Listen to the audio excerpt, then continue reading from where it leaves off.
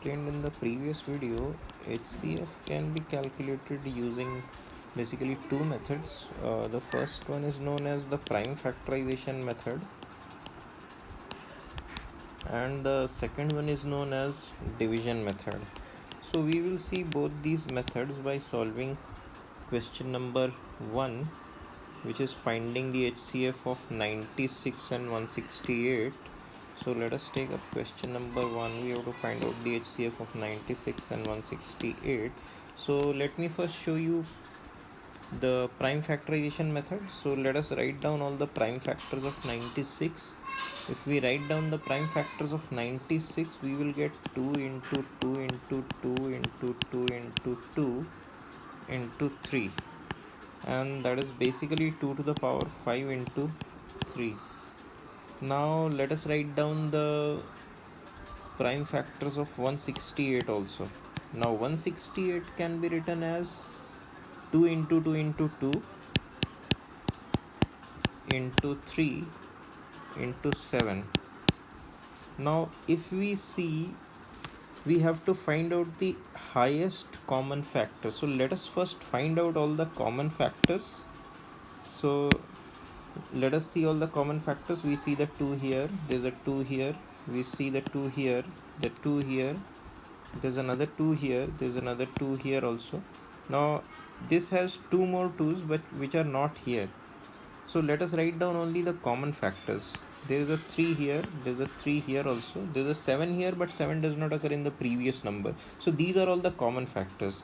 Now if I need to get the HCF, then I need to multiply all the common factors. So we will multiply 2 into 2 into 2. 3 times 2 is common and 1 time 3 is common. So if we do the multiplication, 2 into 2 4, 4 into 2 8, 8 into 3 24. So we'll get the HCF as 24 using the prime factorization method. Now let us see the same thing using the division method. Now how does the division method work? So division method works like this. We write down the two numbers and then we check which number is the smaller number, and the smaller number will become the divisor. Let us have more clarity about this notation. Divisor is the number which comes here. The number by which we have to divide, that number is the divisor. The number which we write here in this place, that number is known as dividend. Okay, the number which we write here, that number is known as the quotient, and after doing the division, the number which we get here, that number will be known as the remainder. So if I say divisor, that means I am talking about this number. Okay, so let us find out the HCF of 96 and 168 using the division method. So we have to first find out which one of them is the smaller number. The smaller number will come as the divisor. The smaller number here is 96, so I have written 96 in the divisor position, and the greater number will come as the dividend. So dividend I am writing here, dividend here is 168, so I have written here. Now if we know our maths, right, we should be able to know this, that it will go only once. So I will write 1 here and I will write 96 here. I will do the subtraction. As I do the subtraction, I will get 72 here. Now once I get the remainder as 72, I have to make the previous divisor as the dividend here now. So I will divide once more, and now I will take this divisor as the dividend here now. So this will come 96 here now. So let us again divide this. As we know, again it will go only once, so we'll write 72 here. We will be left with the remainder here. The remainder now will be 24, and as I told you, the method says that whatever is the previous divisor, that will now become the dividend. So we'll write here 72. Okay, 72 will be written here. Again we will divide, and as we know, 24 threes is 72. It's very important you learn your tables. If you can do up to 25, it will be a good task. Otherwise do at least up to 20. So 24 3s is 72, so we'll write here 3, and we'll write 72 here, and then the remainder will become 0.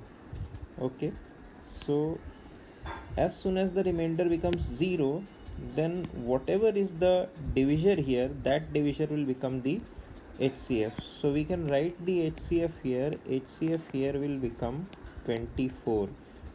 I am repeating this once again. You have to complete this process. You have to complete this full division.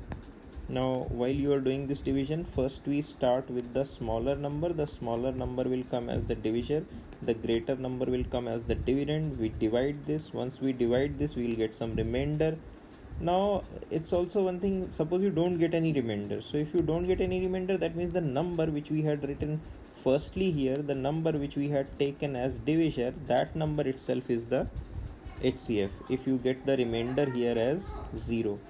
Okay, if this was 0, then the divisor here will be the HCF. Now this was not 0, so if you are getting a non-zero remainder here, so if you get a non-zero remainder here, then what you do is that the previous divisor, now you will write as dividend. The divisor which was here, now that will be written as the dividend here. And once you do that, again do the division, you will again get some remainder here.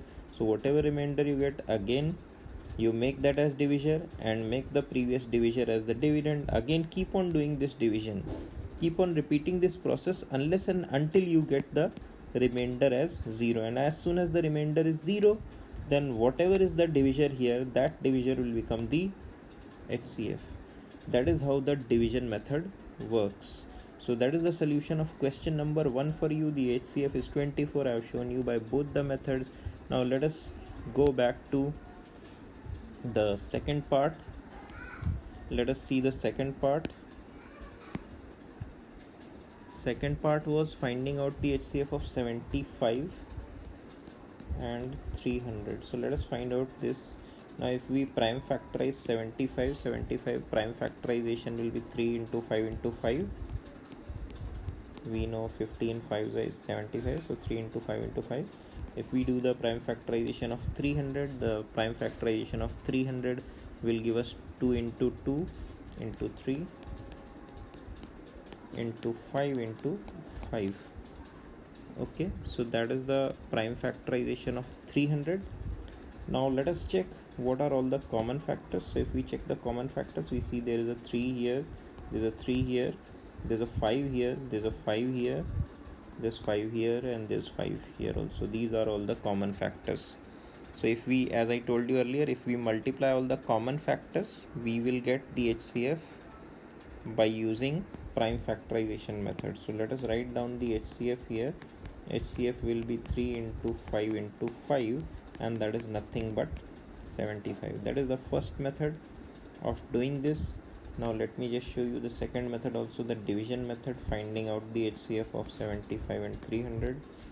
Now if we divide here, we know 75 4s is 300, so we'll get the remainder here as 0. And as soon as we get the remainder as 0, we know that whatever is the divisor, here, that divisor will become the HCF. So we can write here the HCF is 75. It's easy. Now let us go to the third question here. Third question was finding out the HCF of 546 and 2210. Now let us see this one. 546, if we prime factorize, we will get 2 into 3 into 7 into 13. So 2 into 3 into 7 into 13. If we do the prime factorization of 2210, we can write that as 2 into 5 into 13 into 17. Let us see all the common factors. So common factors here, 2, there's 2 here, there's 13 here, there's 13 here also, and there is no other common factor. There's 3 here, but there's no 3 here. There's 7 here, but there's no 7 here. There's 17. Okay, so common factors are only 2 and 13. So therefore we can write the HCF as 2 into 13, multiply all the common factors for getting the HCF. So it will become 26. आपको सभी common factors को multiply कर देना है. Once you multiply all the common factors you will get the HCF. So HCF here is 26. Now let us do the same question using the other method, the division method. So let us write here both the numbers 546 and 2210. Let me divide this. Now once we divide this, we can see here that this number is lying in the range of 2000 and this number is lying in the range of 500. Here 2000 range, 500 range, and we know 500 into 4 will give us 2000. So that gives us a rough idea that maybe it will go 4 times. So let us just try that out. We will see 546 into 4. How much do we get here? 546 into 4, if we do, we will get 2184. So that we'll write 4 here and 2184 will be written here, and we'll do the subtraction. Once we do the subtraction, we will get 26 here. Okay, and then we'll write 546 here, and again we will perform the division. We know that 26 2s are 52, so we'll write 52 here. 2 will be left. We'll copy down the 6, so it will become 26, and we know 26 ones are 26. Again the remainder has become 0. So that means whatever is the divisor in this step, that divisor is the HCF. So we can write here HCF is 26, and that way we have solved all the 3 parts of question number 3. Now let me just tell you about the 4th question also, question number 4, which was complete the following formulae. There was some very easy formula given. A plus B whole square. I think everyone should know this. A plus B whole square formula. It is A square plus 2AB plus B square. Then next is A minus B whole square. So A minus B whole square can be written as A square minus 2AB plus B square. Then third one was A square minus B square. A square minus B square can be written as A plus B into A minus B. This is used many times in factorization. And then we had A plus B whole cube. A plus B whole cube can be written in 2 ways. We can write this as A cube plus 3 A square B plus 3 AB square plus B cube. We can also write this as the same thing which is written in the above step can also be written as A cube plus B cube plus 3AB A plus B. It is just another way of writing the same